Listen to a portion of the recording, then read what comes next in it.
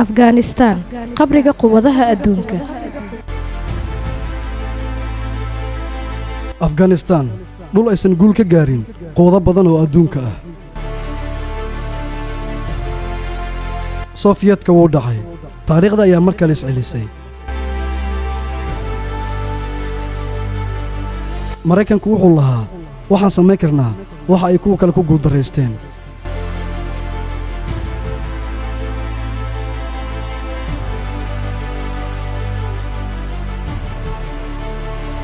Afghanistan waxay noqotay qabri furan oo quwadaha ku burburaan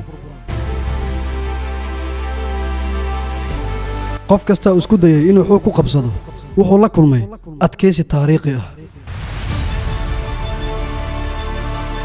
Afghanistan waa dhul aan xoog lagu qabsan karin balse u baahan in la ixtiraamo